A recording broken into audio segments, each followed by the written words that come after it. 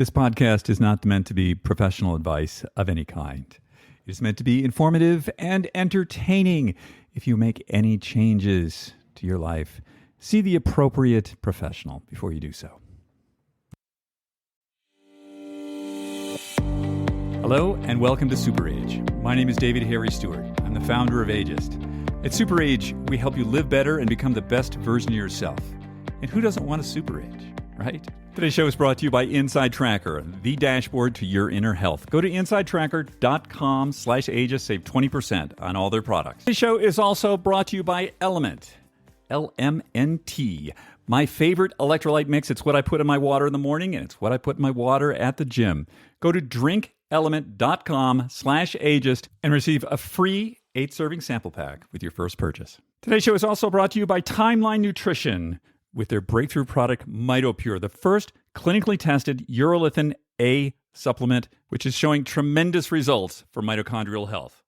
Go to timelinenutrition.com/ageist, use the code ageist at checkout, and save 10% off your first order of MitoPure. Welcome to episode 114 of the Super Age Podcast. This will be dropping on December the 21st, 2022. So for those of you who keep track of these sort of things, it is the winter solstice, which is the shortest day of the year. And what I can tell you is, here in the mountains of Utah, it's going down below zero tonight, and the winds are something like 30 to 40 miles an hour, and we're going to be getting a lot of snow. So it's not a good time to be going for an evening walk, I wouldn't say, but I sort of like having this severe weather outside, knowing that I have this like toasty warm place that I can be. It brings out this sort of like hygge. Hygge is I believe the Scandinavian word for sort of like warm and cozy, and it was sort of a popular word a few years ago. But I there's just something about, something sort of primitive about this cold, blowing, blustery weather going on outside, and then there's the fireplace inside, and it's, nice and temperate, and it just, feels kind of great. This week in the newsletter, I wrote a little bit about how feelings are not facts, and how we all have these delusions about ourselves and what we think we're capable of. And in general, these delusions tend to lean towards the self-limiting variety. Like, oh, I can't do that, or I could never learn that, or I'm not one of those people. But then there are others of us. As an example, this week in my ski racing program, I was learning to do gates for the first time, and I just thought I was so awesome.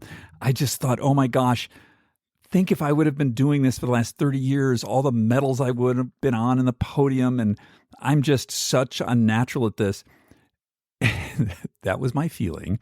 And the fact was, when I looked at the video of this, I saw somebody who was very much of a novice, not going very fast, sort of skidding and sliding and barely navigating these things in a rather clumsy way.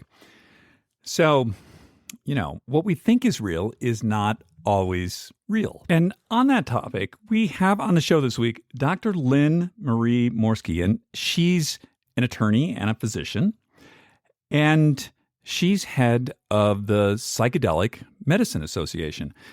And psychedelic medicine is something that I'm just hearing a lot about from people that are sort of unexpected to be talking about it, who are interested in it. And I asked our friend, Dr. Kian Vu, who do you know who really knows about this? Who knows what's going on? And he said, well, Lynn Marie, speak to her.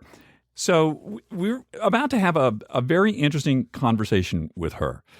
And we're going to talk about what's legal, what's not, and her personal experience working with veterans with psychedelics, and then her experience of doing psychedelics herself. And I think there's some very interesting things that come up in this, where she talks about there's the experience and there's the integration of the experience, and how, as I said earlier, like what we think is true may not actually be true. And we sort of need to, as I've heard said, shake the snow globe again to see what's really true. And there's a bit in here that I find so fascinating. I spoke to some of my other physician friends about this. And they too had not thought about this in the same way that neuroplasticity, we think of neuroplasticity as our brain's ability to learn new things, right? So you can change your mind, you can learn new stuff, you can create new neural connections. But the thing is, we only have one nervous system. We don't have multiple nervous systems that do different things. We have one. And this same nervous system that controls our thinking, our emotions, our ability to perceive, also can be damaged. So in here, she talks about this idea of neuroplasticity and healing in terms of also traumatic brain injury, actual brain damage, and how these psychedelic compounds are neurogenerative.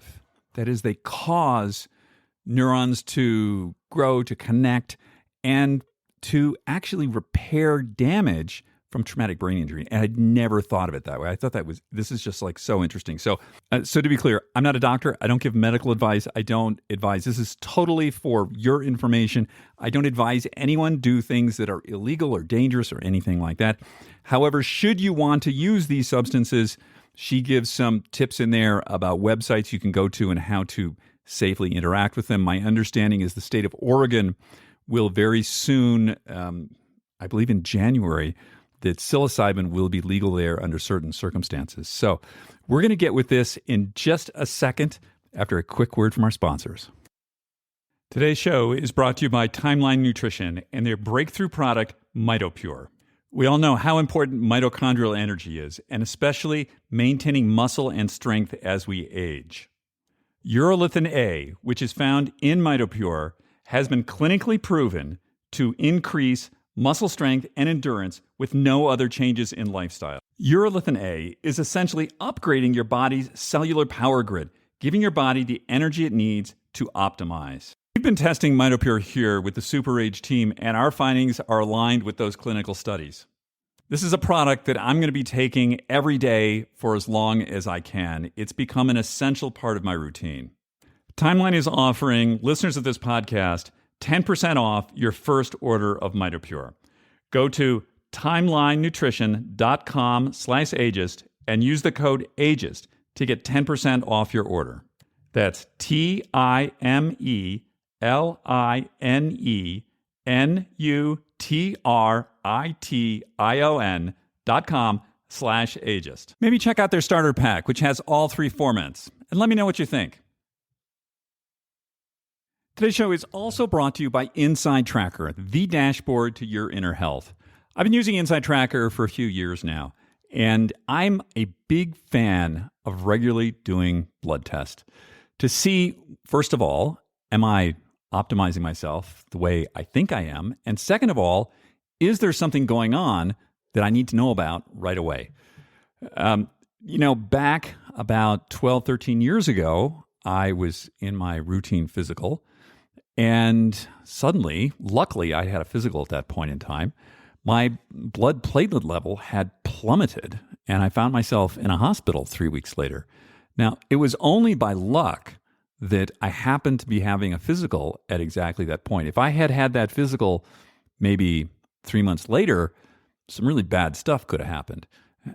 So Inside Tracker I use to help optimize where I'm at, and also to, make sure nothing bad's going on out there, to keep myself informed of what is actually going on in my body. The other thing I really like about Inside Tracker is, there are other blood tests out there that you can take, and it'll give you levels and say, like, okay, this is where you're at, in range, out of range. But it doesn't tell you, like, what to do about it. With Inside Tracker, it's a food-first program, supplements when needed, to help get you back on track. It gives you actions where you can actually impact what your inner health is. This is a great platform. This is not a replacement for seeing your physician, which you should do regularly, at least every year. This is an additive. I strongly recommend it. Go to insidetracker.com/ageist. Save 20% on all their products. Today's show is also brought to you by Element, the electrolyte mix that I've been using to stay hydrated and to keep my electrolytes in balance. I started placing Element electrolyte mix into my water after my workouts on the recommendation of a friend of mine who's a 50-time Ironman competitor. I told him that I was having a lot of trouble recovering from my workouts, and I thought it was my age. And it turned out it was my electrolytes.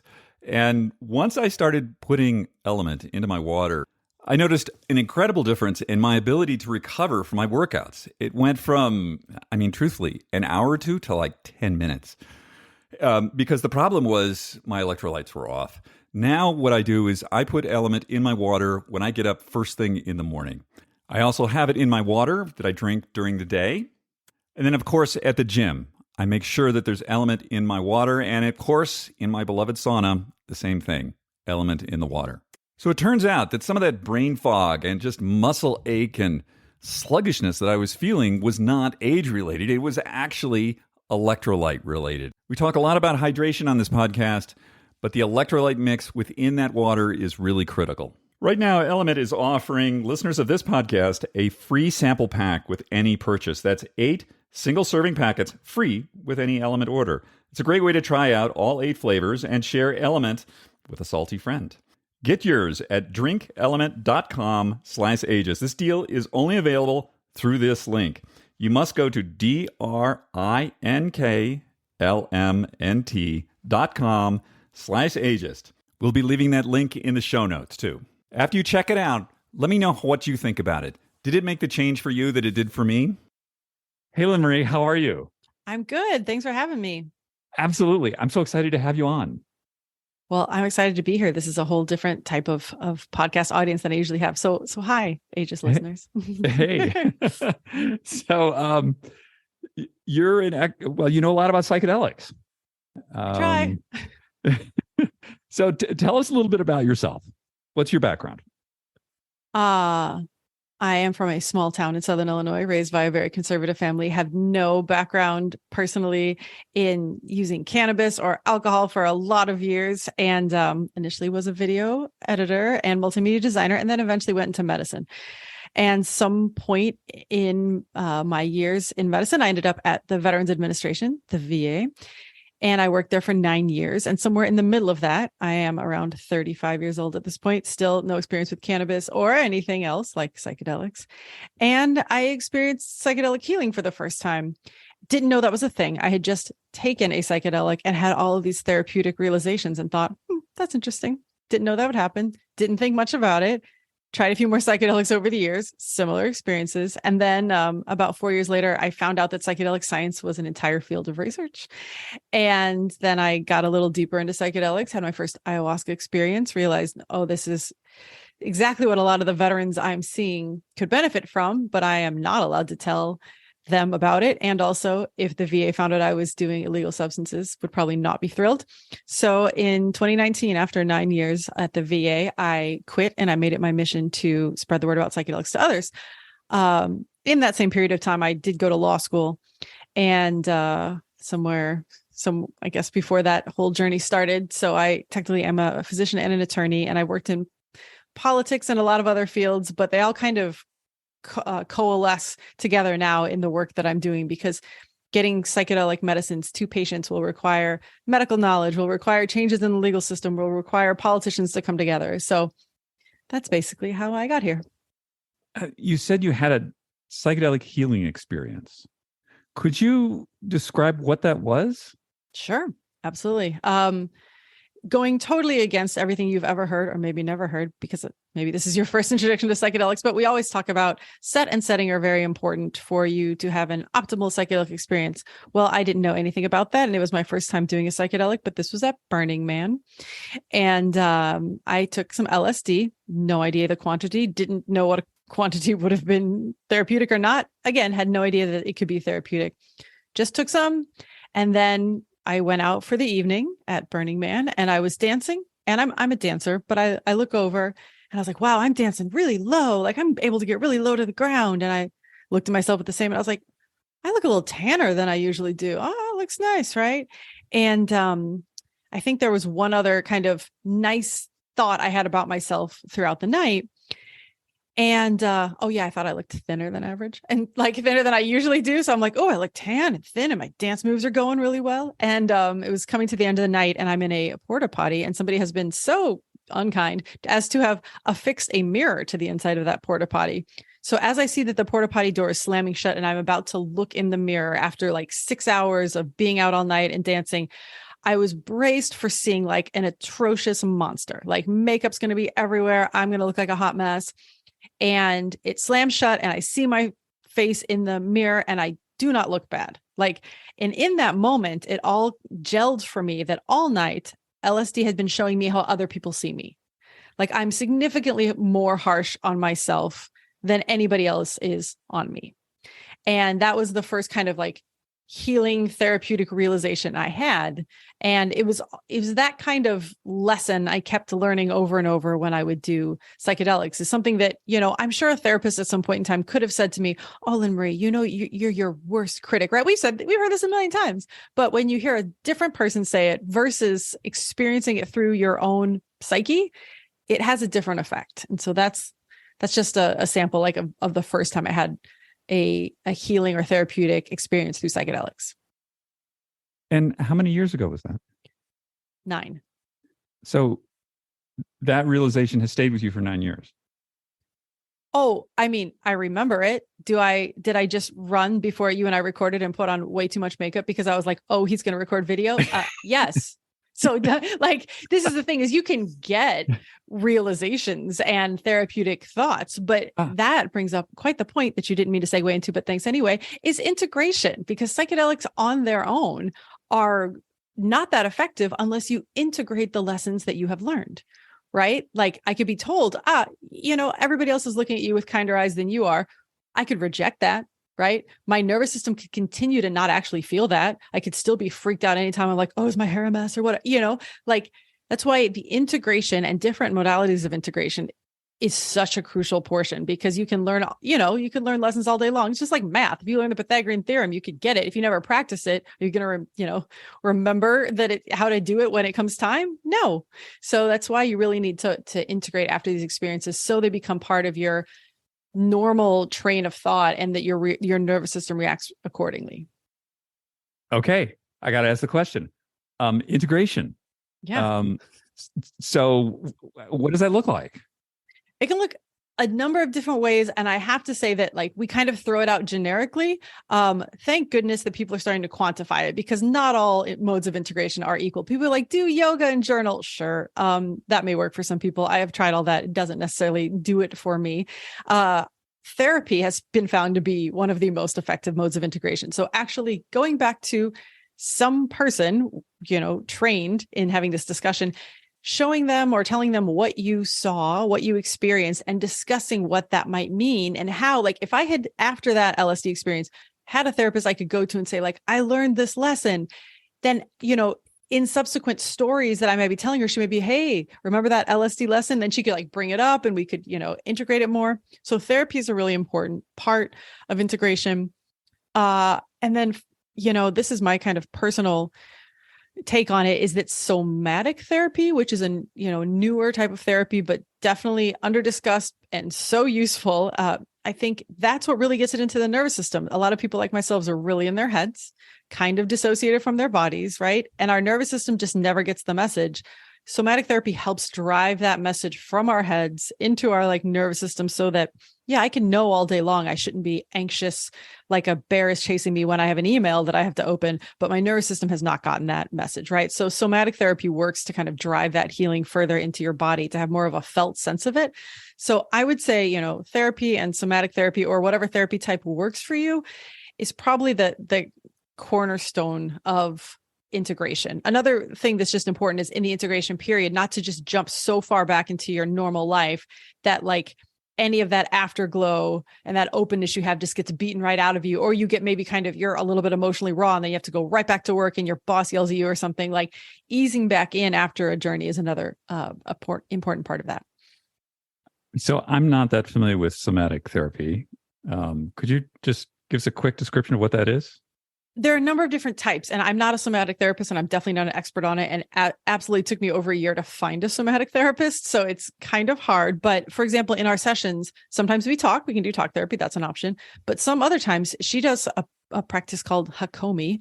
But I'll like lay on the bed and she'll kind of say some things that bring me into a little bit more of and by it's not at all hypnotization, but like brings me into, a different kind of brainwave state where I'm going in and she's, it's kind of like, what part of your body is speaking to you right now? And this all sounds really, woo woo, but let me tell you, like things come up that might have been hidden otherwise. And you like can't access them just by asking what's bothering you, right? Like sometimes you don't know. And it'll be like, okay, right now my heart is thumping really hard. And then she'll be like, okay, look inward. What is it saying to you? And it's amazing the things that it will quote unquote say to me when I ask it, and so then we'll go through some breathing exercises until it calms down. And it's part of it is just improving the relationship I have with my body so that it doesn't, I'm not telling it to act one way and it's responding another. We're working more in concert.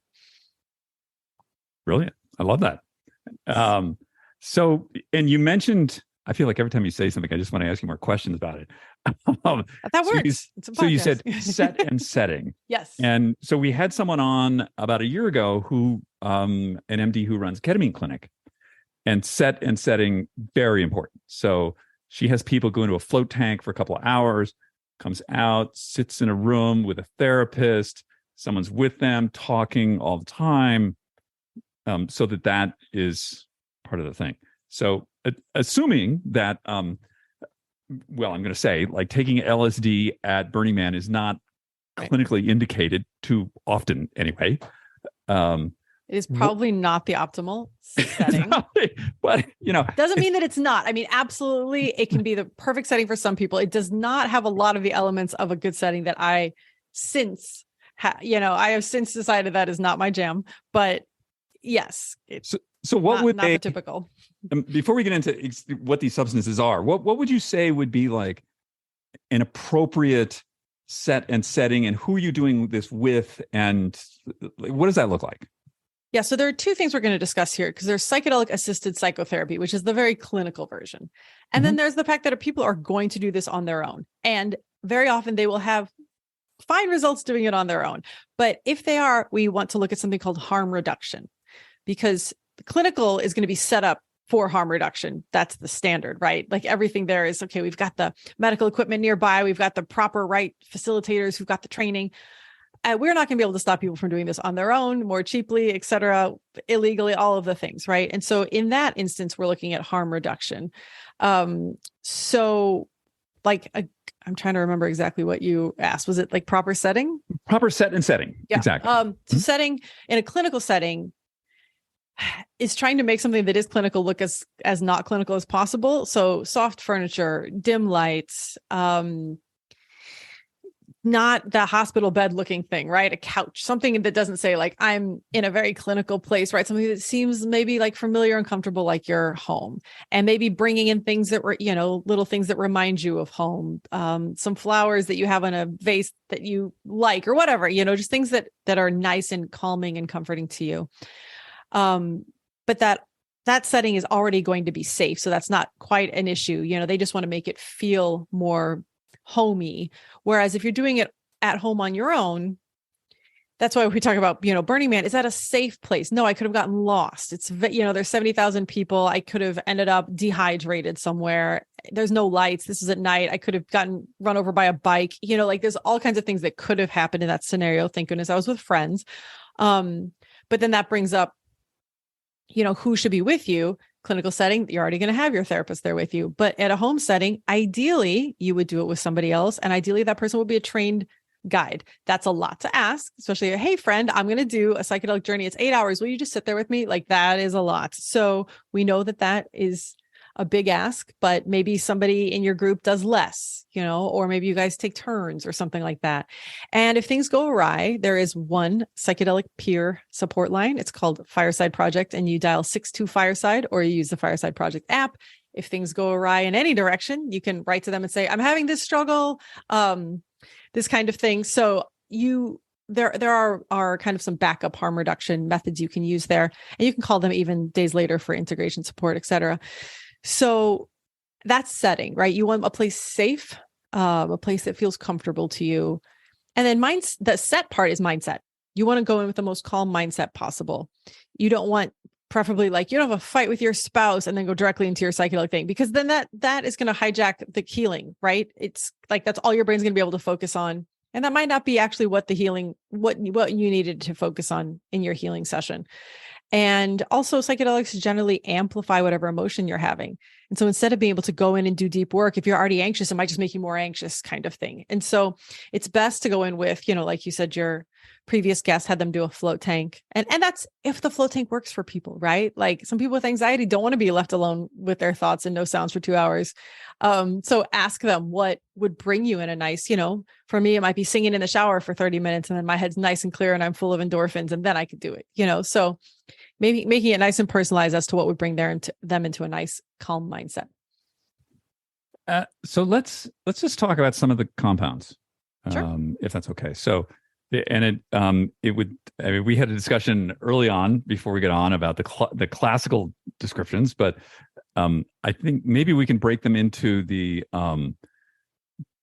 currently legally used in a medical setting, and those less so. Yes, that would be very easy to do because there's only one currently available in a legal setting as of December 14th, 2022. What's that? Ketamine. Okay. And MDMA is not? No. Oh, I didn't know that. Okay. It is in phase 3 trials. And so it is hopefully on the list for FDA approval by about 2024. Awesome. So, and MDMA is also known as ecstasy? Yes. MDMA is the active ingredient in ecstasy. And then there's been a lot of talk around psilocybin lately. Yes. Which is a form of mushroom. Yes, is the active ingredient in psilocybe mushrooms, and it will be legal for adult use in Oregon in 2023 via a certain model where you go to a licensed distributor and then you go to a licensed center. They've gotten the mushrooms from a licensed grower, and then there's a licensed facilitator there, and you take the mushrooms on site. So that is what it looks like at this point. Will it roll out January 1st? It will not. They are still, getting everything up to speed, and they have to train enough people and get all the licenses for the growing and all those things. And so it probably won't be hitting the ground, January 1st, but sure, I mean, that's technically when that program does go live. And Colorado is not too far behind it. I think maybe 2024. So yeah, psilocybin is, and also it's been decriminalized in cities like Denver, Santa Cruz, Seattle, Detroit. Like a lot of places have decriminalized natural psychedelics. Just for clarification, decriminalization is different from legalization. It generally just means that it's lowest priority for the law enforcement. Legalization means you can sell it and tax it and that kind of thing. And then there's, a couple of other compounds, LSD that you took, which I think was, I want to say back in the 50s or 60s was used clinically. Maybe. Yeah. They were definitely, a lot of these had a period of clinical use before prohibition. And then DMT. DMT and LSD are all, I believe, in phase 1 trials. Oh, okay. Very good. And what's is DMT what is in ayahuasca? Is that right? Yes. It is one of the 2 ingredients in ayahuasca. There are 2 plants that come together, and the one has the ayahuasca and the other one has the MAOI inhibitor type thing that allows it to be active in our body for a prolonged period of time. And I don't, well, not since college have I done anything like this, but that was another life. But I've heard, I know people who take DMT fairly regularly and describe that as a very brief but incredibly intense experience. That is accurate. Okay. I don't know what to say about that. Okay, I was just curious. So, which brings me to sort of this, the sort of time element with these. So I don't know, DMT, I think it was like 10 or 15 minutes. Yeah. If they smoke it. Yeah. Pretty fast. But I think ketamine is more, I think ketamine is even IV. I think it's 20 minutes. Is that right? Something like that? No, it's more like 45 to an hour and a half. Oh, okay. I mean, it depends on the dose you give, but yeah, that's generally the arc. And LSD is longer. More like 10 hours. 10 hours. So I guess, and I want to tell you, I this word that I read, which I just loved. Oh, yeah. Neuroplastogens, not hallucinogens, neuroplastogens. Yes. Does that sound like an accurate description of this class of compounds? It does. It does. A number of them act through. So we will break that word down. Neuroplasticity. A neuroplastogen is something that increases neuroplasticity, which many of these do. Just recorded a podcast for the Psychedelic Medicine podcast yesterday, where we had on, if anybody saw in Outside Magazine, the article that said Jim Harris was paralyzed, then he ate magic mushrooms. We had him on the podcast with a physician who does spinal cord injury rehabilitation with patients.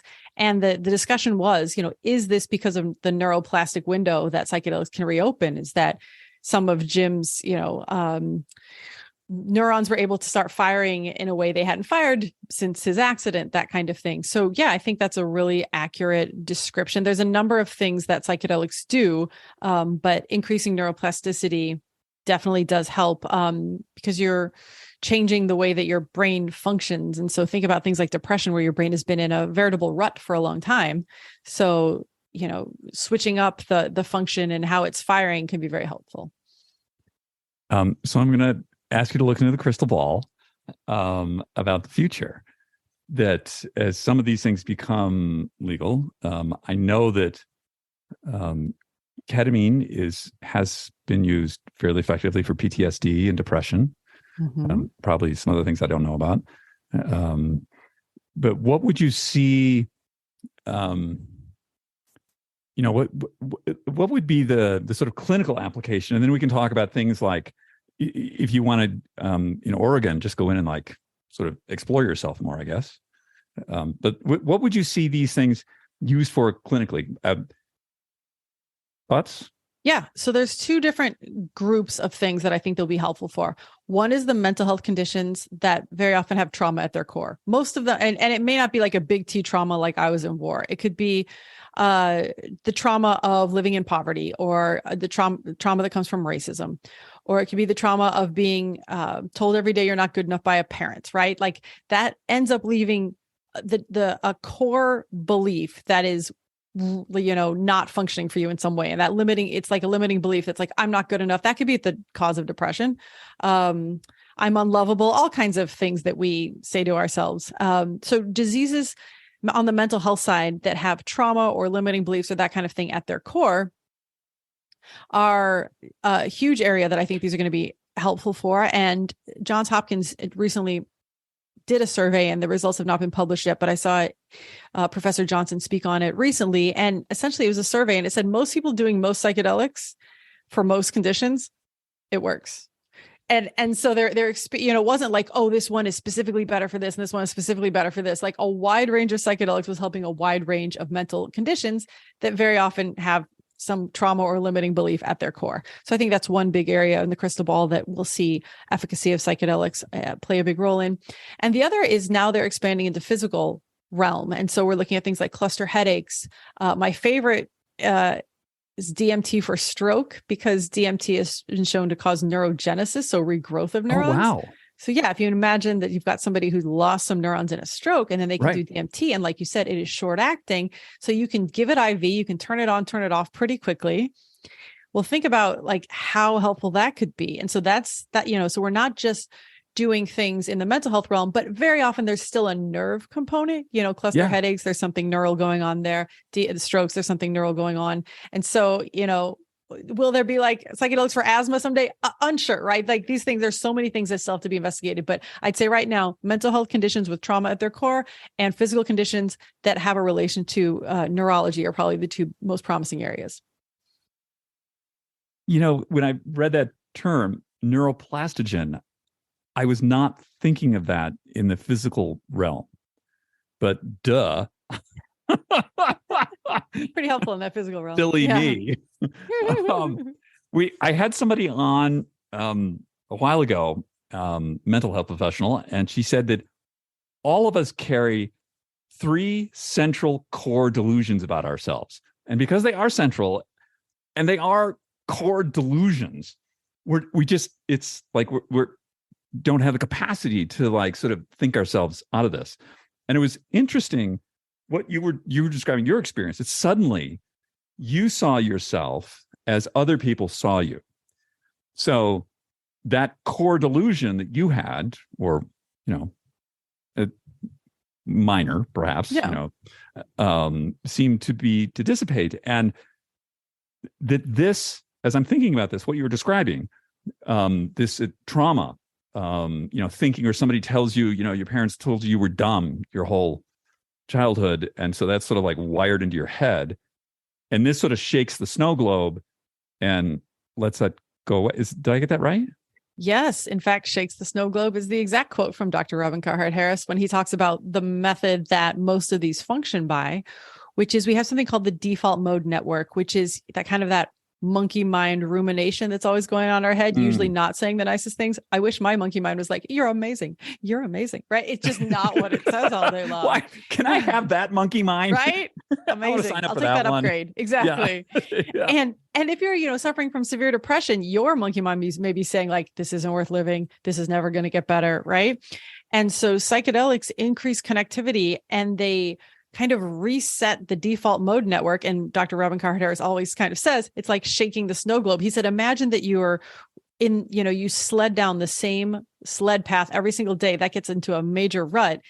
The only way that you're going to get out of that rut is to have that, shake that snow globe to where everything is flat again. And then your sled can go down a better path. And so that absolutely is a great analogy for the way that psychedelics are thought to work. But is there remission? So, do I need to redo the treatment, or is there a series of treatments? Is there a protocol here so that we don't slip back into, I love this, the default mode, what you call it, default node or default mode network? Default mode network. Yes. Yes. So that we don't slide back into that. What's the thought on that? Well, so it varies widely, right? So the PTSD trials that they're doing now, they're showing that people are still better a year later, but we don't have, 10 years out data. But a lot of people that we know that have had, serious PTSD, they're significantly better after that first experience. However, there are things that, I'm thinking of Marcus Capone here. He's one of the founders of Vets Inc., which is a veterans organization that does incredible work with veterans with PTSD and traumatic brain injury.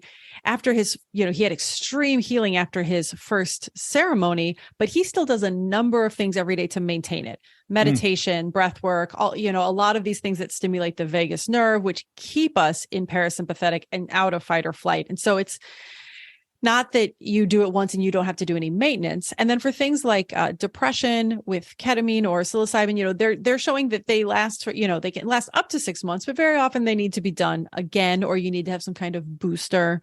And so while it's much more durable than your average, you don't have to take 2 every morning or however the saying goes, but you may have to revisit them again. There's new traumas can come in. There's all kinds of things can happen. There's some people that it may be, look, one and done. They've looked at their trauma. It's no longer scary to them, because that's with MDMA.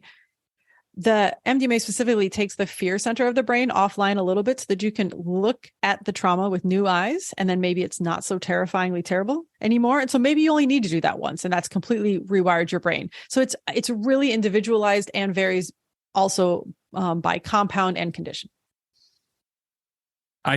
Could you foresee something like once a year I go to my doctor and he does my blood work and he says, okay, you're doing well.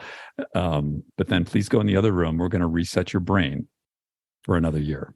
I mean, if he does a depression scale that shows you need it, or an anxiety scale that shows you need it, right? Like I don't see necessarily not that I don't see utility, but first off, we want these to be covered by insurance, right? And so if you're infinitely wealthy, you can walk in the doctor and say, I want an MRI every year to make sure I don't have cancer, or a PET scan every year to make sure I don't have cancer anywhere, right? Like, yeah, the uber wealthy can demand whatever they want, but to getting these covered, you probably have to have an indication. So that's another conversation, is like you said, going into Oregon, you don't have to have an indication. You can just say, I want to explore my brain, which is great. So I don't know that your doctor is going to say, hey, let's prescribe you a brain exploration once a year and insurance is going to cover it. But if you say you had, ketamine for depression once, and the ketamine, it's a 6 series generally for depression. So you do it 6 times in like a 3 or 4 week period. And then 6 months later, you do the depression scale again and you're back to where you were, then yeah, they'd probably say, let's go back in. So it's less of a time thing and more of a, how are your symptoms? I see. I guess I'm thinking, I don't know, there's the word, I think we use the word upgrade. And like if I take vitamins, I do other things to sort of keep myself healthy and keep me, David's best version of David. Yeah. And like what I'm thinking here is every year we accumulate some like sort of emotional damage or trauma or things, and then I could just be like, oh, okay, let's I'm going to walk into this lab here or facility clinic and upgrade myself for the year. Right, but why wait for the year? Okay. Like that's what I'm saying is that like and then like because a year is arbitrary. That's my point. Yeah, like, I just made that up. If you have a significant trauma 6 months after your last ceremony, maybe it's time for another ceremony. If on the other hand, you do a ceremony, you have the best 3 years of your life. Do you need you may not need some kind of like, there's no guarantee. This is what I want to hear. Thank you for let me putting a fine point on this. There is no guarantee every journey is going to be positive. There is no guarantee that you're going to get something out of it. At some point, there might be just diminishing. Like if you do like by your thoughts, I'll just do it every weekend. Why wouldn't I just level up and level up and level up? Well, right. At some point in time that we're not sure how, where there's diminishing returns. We do know where like there is not an addictive potential of psilocybin, but there can be abuse potential, right? If you kind of checked out of life because all you're ever doing is tripping. So I would just say like, what I go by personally and what I'd recommend is you get a sense of like, man, I've been feeling more struggle. I really think it's time to reach out and try something that resets things. And that could be 3 months, 6 months later, or it could be 2 years later. And so I would just not necessarily go for it on a schedule. I would just say more when you feel called, because then it sets up the expectation. I'm going to go every year and I'm going to get leveled up, of course, because we know it works and we know it's going to level up. That's putting a lot of expectation onto something that may not. Like, think about if you've never had a psychedelic experience or it's been years and then you have one, like, and they show in the Johns Hopkins studies, these people who took it for end of life anxiety, they rated it as one of the 5 most important spiritual experiences of their life. Well, if they do it 6 times, what is that going to just take all top 5? And like at some point, like is it always that significant when you do it over and over? I mean, it's hard to say how many realizations you can have, et cetera, et cetera. So just that's a lot of pressure to put on the medicine and you and your brain and your neurotransmitters and the therapist who's working with you. So just maybe like have a more nuanced view of when you need to go back in.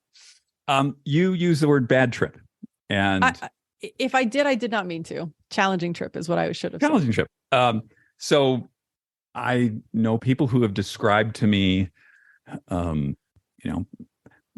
back when LSD was sort of the thing to do in college, or more recently when people would do ayahuasca in the jungle, that they had some rather challenging experiences. Mm-hmm.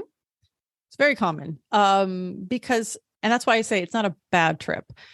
And imagine that you're doing something where you might have to go deep into your psyche to look at the core of what's causing maybe decades of mental struggle. You think that's going to be just a walk in the park and like, oh, angels are going to be like, look at this little problem. Now just throw it out the window and we're gone. No, it probably is going to require you to go through some challenging levels of mental protection that have been carved over decades to like keep you from finding it and digging it out, because maybe that's even part of your identity, right? Like, and very often, and you started to get to this, but we went away. So I forgot to mention when we were talking about those like 3 core delusions you were talking about, right? Yeah. Those are probably parts of your identity. And yes. what very often happens in something really strong, like an ayahuasca journey, is that you have something called ego disillusion. So you no longer are your identity. And so do you know how hard your brain fights that? It feels like death to it. Like, it's called ego death, but your ego feels like it's actually dying, right? And so is that necessarily super fun? Not always, So some things are very challenging, but very often it's those challenging things that lead to the most healing, which is why we don't call it a bad trip. It could be the most successful therapeutic journey for you, but it felt challenging at the time. Like to fix your arm, during surgery does not feel great, but this is spiritual surgery. Afterward, your arm should be fixed. Afterward, hopefully it was worth the challenge of that journey to experience the healing. Let's talk about something that's maybe not so much about healing, or maybe you can correct me on this, microdosing, which people seem to be doing to increase performance of one kind. Well, they're using it some use it to increase performance. Absolutely. Many others are using it for healing.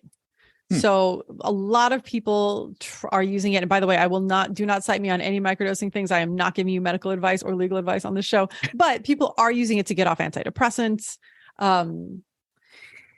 Because, SSRIs are serotonin reuptake inhibitors, and something like psilocybin works on the serotonin receptor. So there's, some overlap in how they work. And so, that makes sense for why it could work. Same thing is that, like, if you take it over and over and over, it probably stops working. That's, common with these non-addictive drugs. And it's not like, oh, I take more and it works more. It's really not how psilocybin works. Psilocybin isn't even weight-based. So like your BMI does not adjust or does not affect how much you should be taking. So yeah, people are taking that for different reasons. And the studies are really mixed. There's a study that we featured one of the authors on my podcast, but it showed that the placebo effect was just as strong as the actual microdosing. So if you believed your microdosing was going to work, it would. And that's the thing that's not checked out enough in a lot of these studies, is the very important placebo effect. And then others show that it has, minor improvements in this direction or that direction, but there just haven't been enough studies. And most people who are microdosing are doing so because they think it's going to work. So it's like impossible to tease out that placebo effect from the anecdotal evidence you hear from your friends. So that's why it's like, we need much more research, power to the people who are doing it and that it's working for them. A reminder that there actually is a potential cardiac issue with some very long-term microdosing. And so should not be like, nobody who recommends microdosing, none of the Paul Stamets, none of the James Fadiman of the world, I don't think, recommend that you do it ad nauseum forever. They each have protocols. And then, at least James Fadiman said, then you do it for a month, not like you do it forever. And so, maybe you do it for a month and then the effects wear off a few months later, you do it for another month, right? Same thing with the larger journeys. So there's just needs to be more data. If it's working for you, great. I would not recommend anybody get off their antidepressants without consulting with their doctor. But that's also why I founded the Psychedelic Medicine Association, to educate doctors so that when you come to your doctor and say, I would like to microdose to get off my antidepressants, they know what you're talking about and they feel comfortable having that conversation with you. Wait. We got to back this up for a second. Okay. Give it to me. So if I go to my doctor and I say, hello, doctor, I think that microdosing would be really good for me. I'd like your blessing. We're talking about an illegal substance. Like, how do I even get it? How does that all happen? I wouldn't say you ask for their blessing. This is an instance where you've already decided you're going to do it. And you say, I'm going to do this thing. Well, especially in Oregon, because Oregon might be legal, right? I don't know that they've come out with exactly what microdosing is going to look like, but I know it's in the discussions, right? So let's say you're doing it in Oregon. They're not prescribing it to you, but you're coming to them if you're coming to a doctor to help you get off antidepressants, the antidepressant taper is like a harm reduction technique, right? Because if you just stop antidepressants, there can be some terrible side effects. So you go to your doctor and say, help me reduce my harm when I taper off antidepressants. Well, most of what we're trying to educate doctors on as far as psychedelics, there's two things. It's one, when to tell patients, hey, this is indicated for you. You're depressed, try ketamine. Also, we want to tell them when it's not indicated. Oh, you have a cardiac arrhythmia, do not try ibogaine. But we also want to educate them just on basic harm reduction. And so we're forming a course for doctors in Oregon to know when their patients come in and say, I want to do psilocybin, they can look at their medicines and say, okay, let's see if there's anything on your list that psilocybin is contraindicated with. And let's see if there's any conditions you have, valvular issues or anything else that it may make worse.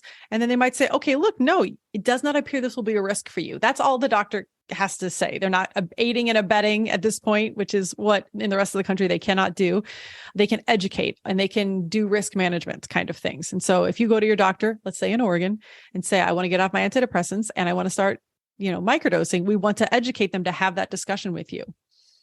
And are you finding that the focus of the education on doctors is in state of Oregon, because this is where with psilocybin?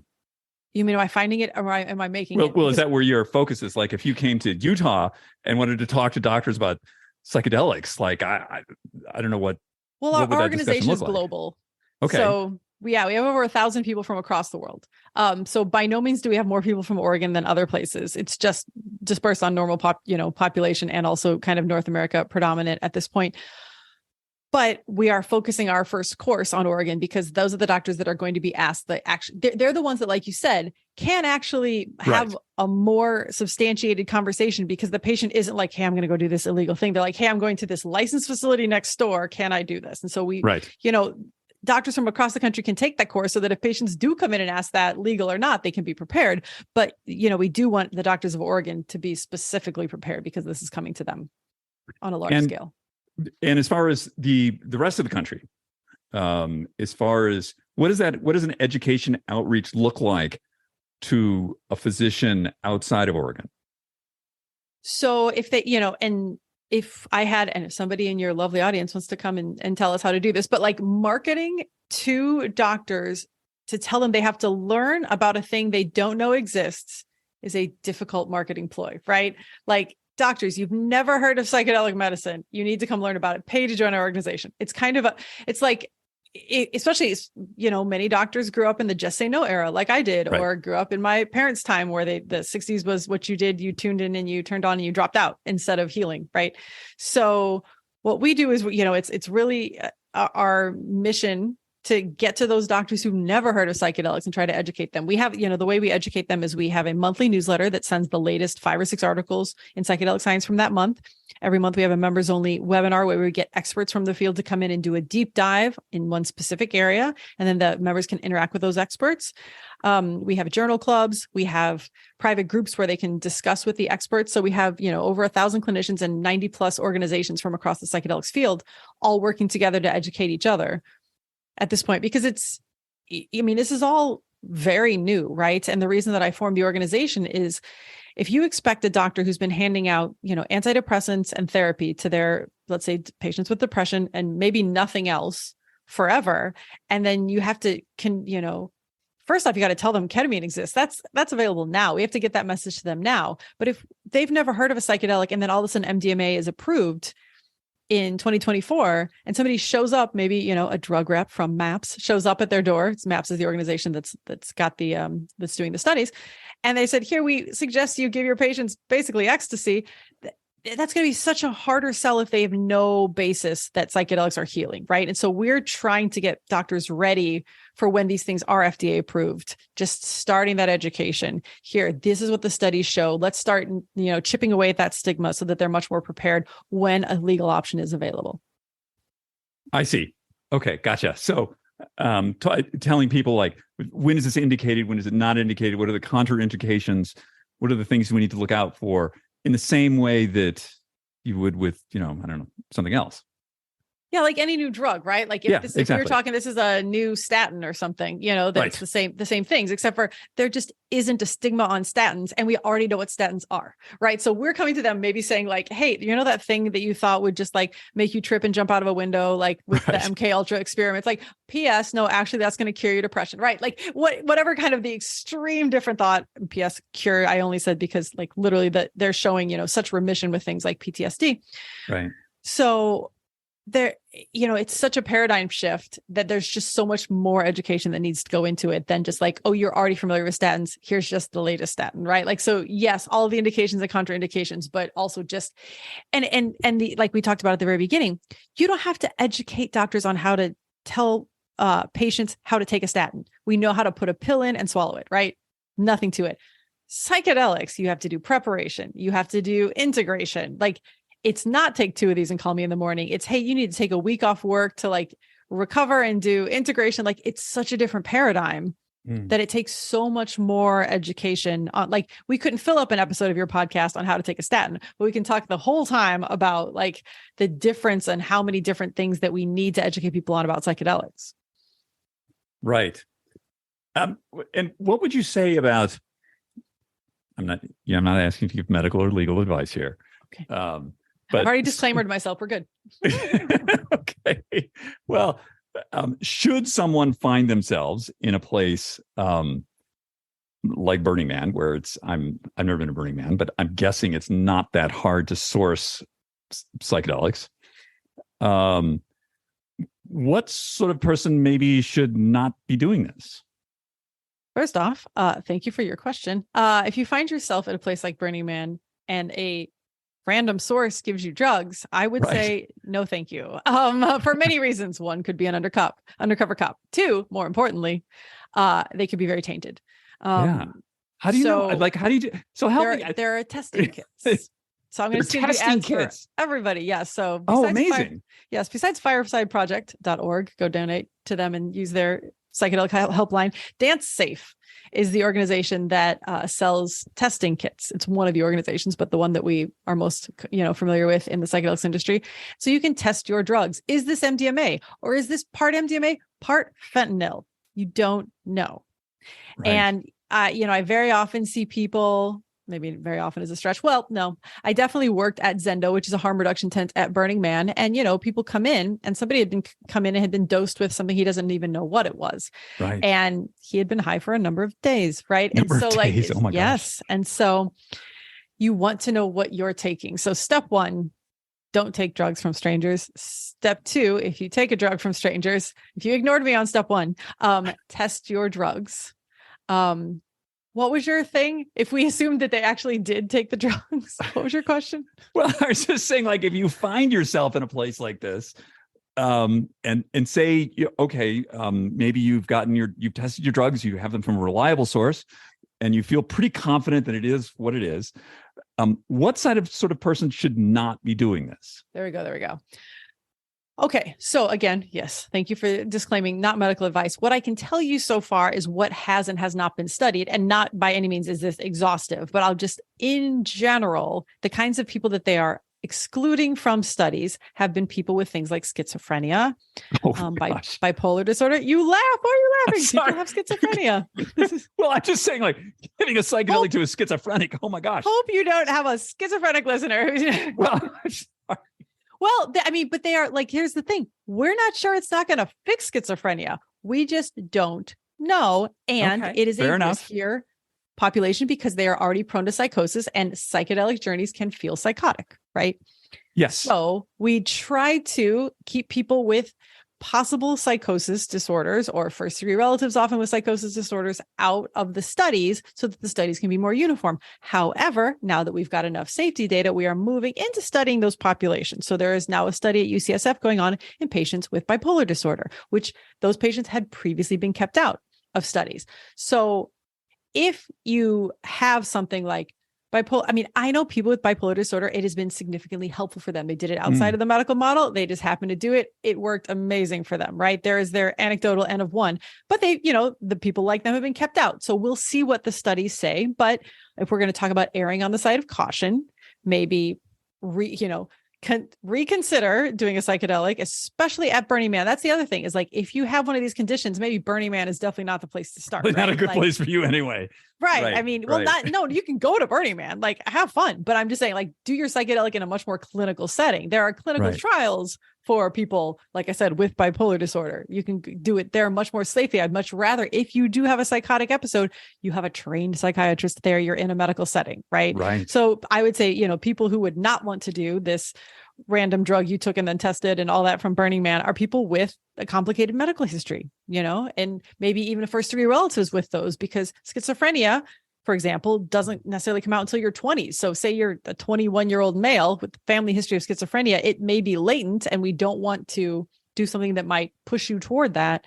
Not that we know that that's happening, right? But just your psyche is not something to be messed with. And so we'd rather err on the side of caution. Also, if you're taking certain, and this is, again, gets way into the specifics, but like if you're taking antidepressants or an MAOI specifically, or certain types of SSRIs, some psychedelics might not work as well. Some psychedelics might be dangerous for you. And so that's where you really need to take a look at, what you're on. And so the people who, can just go do whatever they want at these festivals and not have to worry are probably the people who are taking no drugs, who have no significant personal or family history of psychotic related mental illnesses. And then people who don't, a lot of them raise your heart rate and your blood pressure. So if you've got arrhythmias or if you've got hypertension, probably would not do it outside of a clinically monitored setting. I've found sort of surprising to me that, like, I'm a little older. I'm 64. So a lot, well, not a lot, but I will say several people in sort of my generation, which is sort of like the 55 to 70 gang, take psychedelics. And Good for them. yeah, well, it's sort of, when I would hear this, I'd be like, really? That's interesting. Like I'd sort of, you know, I did create a site called Ageist, and I find this very ageist of me, thinking that, why are people my age doing this? I thought this is something that, like, you should be like 20 and doing this. But they Who find do you think it needs neuroplasticity more? Yeah. I know where you're going with this. That's not the only place I was going. Yeah. Okay. Yeah. They're neuroplastogens, right? Like, would you rather just let things wither into, dementia and Alzheimer's, or would you like to grow some new neurons? Well, and it's also the sort of, rigidity of thinking that can come in at this form of life. And that seems to be sort of why people are doing this, because they want to sort of break out of whatever that thought pattern is. Well, and also, my guess, I have not yet reached that age group, but a lot of people in that age group did not grow up with therapy. It was not a thing. Right. And so they've got really long-standing struggles mentally. And then they may think, gosh, I could just start an antidepressant and there's probably going to be side effects and maybe it'll work, maybe not. And then they hear these things about psychedelics where if they work, great. If they don't, there really aren't generally lasting side effects. You might be nauseous during it. That's kind of the, like if you're relatively healthy, there just aren't these same, side effects like you see with these antidepressants. And most of them are really fun, generally, or at least there's some fun aspect, even if, in a long ayahuasca journey, maybe half of it's hard, maybe half of it's super fun, right? There's like, you could have 10 different feelings in one, right? And so that's, I think, an attractive feature is, like, now that they missed a lifetime of therapy and they find out how healing they could be, it may be like, oh, I'd rather catch up and let's just do this thing that's going to get to the core than like, start digging away with some therapy and some antidepressants, which is a fine option. But I think that might be, the fact that these tend to work a little faster may be attractive. And then the other thing is, a lot of the studies that have been done on this initially were done on patients with end-of-life anxiety. And maybe people in that age group are starting to have a little of end-of-life anxiety. And then these very often show you that death is just not something to be feared. Like, especially if you go through ego death and then you wake up after the journey, you're still there, or the thing you experience on the other side of ego death wasn't that bad.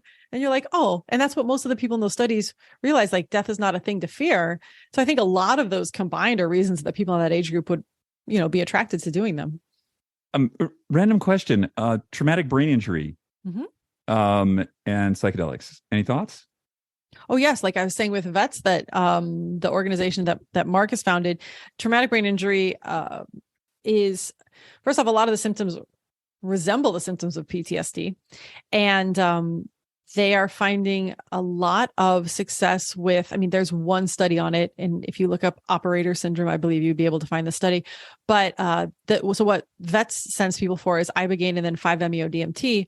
And that's what helped Marcus. He was like, his traumatic brain injury had gotten so severe, he forgot how to put Christmas lights on his tree. And this is like a fully functioning Navy SEAL for many years, right? And then all of a sudden, like, just normal things weren't working. And he had tried every brain retraining, all these neuro institutes, and that was what finally brought him back, was this ibogaine 5-MeO-DMT. So there is research on that. And I think, you and I had discussed this a little bit before, but I think they are finding some anti-inflammatory effects, and a lot of TBI has to do with inflammation and, some of that neuroplasticity, all of that combined. Like, they are finding that it is that it can be useful. And that's an area that I think Sana Health, I don't know if they're still around, but they were investigating psychedelics and traumatic brain injury in fighters like UFC and that boxers and that kind of thing. So that is definitely an area that is being investigated. I'm sorry, Marcus. Who's Marcus? Capone, Capone, the founder of VETS, the organization VETS Inc. It's Veterans Exploring Treatment Solutions. And they're the ones sending so many, I've lost track of how many former servicemen and women they've sent for psychedelic healing, but the results are impressive. Yeah, I one of the things that I've found really encouraging and a bit surprising is that some of the biggest proponents of psychedelic therapy are vets. Yes. Who you as a group tend to be rather conservative and, like that. But there's such a strong track record of this working. Yeah, they are very helpful in us getting legislation passed, because if anything crosses the aisles, it is veterans. Yeah. And they are, once you've had severe PTSD and something like this dramatically changes your life, you want to tell everybody. So thank goodness that they do. They very often come out, and they're used to standing for a cause. And so a lot of them stand up and say, look, I had this healing. We got to get this legislation passed or whatever. And so they join organizations and they fight for this. Like I said, the organization called VETS has been behind a lot of the legislative efforts, or at least partnered with them in some way, or gone and testified, and they hear Marcus's story. And so, yeah, when you hear these very dramatic stories of what, some of our service members have gone through, how ineffective the treatment was, and then how much better they're doing now, it's really hard for people on either side of the aisle to ignore it, which is very helpful for everybody outside of the military also getting these as legal options. Wonderful. Lynn Marie, what's the name of your podcast? Psychedelic Medicine Podcast. Awesome. And Psychedelic Medical Association, if someone is so inclined? Psychedelic Medicine Association? Yes. Yeah. It's for clinicians. Okay. And so if you are a person who sees patients, we're talking doctor, nurse practitioner, PA, acupuncturist, Reiki practitioner. Like if you have some certification that lets you see patients in some way, then please join us. If you are a medical student, a psychiatry student, a therapy student, any students are free. And then this may be less applicable, but if you have an organization in the psychedelic space as well, please come and join us. But yes, it is our mission to get you all up to speed so that you can have conversations with your patients about these medicines, ketamine currently, but then, psilocybin in Oregon, psilocybin if you want to send them to a clinical trial, there's all kinds of education that you could be giving at this point, and then we'll get you up to speed as best we can and get you involved in psychedelics as much or as little as you want to be. I find it just astonishing that I'm speaking to a medical professional who just said, if you want to get involved in psychedelics, I love that. Yeah, there's room for all of us, right? You can by the way, before I forget, psychedelicmedicineassociation.org is our website. But if you're a doctor, your patients are going to come asking. It is not a matter of if, it is a matter of when. We did a study in 2021, 50% of mental health professionals had already had patients ask. So please get yourself up to speed. You do not want to be the deer in the headlights Googling when somebody comes in and says, can I do psilocybin, right? Get ahead of it. You want to be prepared and do the best for your patients. So maybe your role in psychedelics is just referring, and that is enough, right? Just know enough to refer to a ketamine clinic or to refer to a MDMA assisted psychotherapy practitioner once it's legal, but you may want to get more involved. Maybe you would like to be a psychedelic assisted psychotherapist. Maybe you want to run a ketamine clinic. We can help get you in touch with people who can get you further along that path as well. So that's why I said if your involvement is just educating patients, we are still very happy about it. There's no just. If your involvement is educating patients, we are extremely happy about that. Awesome. This has been great. I love all the knowledge you just gave me. I found really enlightening. It's really great to have you on. I really appreciate the opportunity to talk with you and your listeners. Thanks. Okay. Take care. Bye-bye. Thanks, everyone, for joining us on the show today. This idea of psychedelic medicine, or I prefer the term neuroplastogen, I think is going to be a very powerful thing in the future, in the very near future. I'm hearing more and more high-level, highly respected science medical people talking about the positive effects of this. So big thanks to Lynn Marie. And for anyone who's interested, we're going to be leaving links in the show notes to some of the organizations that she recommended for informational purposes. Again, I'm not a doctor. I don't recommend anyone do anything that they feel could be illegal, dangerous, harmful, or any of that. And I don't give medical advice. And a big thanks to the sponsors who make this program possible. Element, LMNT, my favorite electrolyte mix. I use it in the morning, I use it when I work out, and I use it throughout the day to keep myself hydrated and the proper mix of electrolytes. And Timeline Nutrition with their breakthrough product, MitoPure. And also, of course, Inside Tracker, the dashboard to my inner health. We have links and discount codes for all those products in the show notes below. As always, you have the opportunity to leave us up to a 5-star review wherever you listen to this program. And you can leave us a comment. We love comments. If you want to contact me directly, it's david@superage.com. Or what we really love is for you to share this program with a couple of your friends, because that's the only way we grow. This next week, we're going to take a break. So we'll be back in the first week of January with a new show. I'm hoping everyone has a wonderful holiday with friends and family and, get some of that Hygge warmth going on. Everybody, have a great couple of weeks. We'll see you soon. Bye.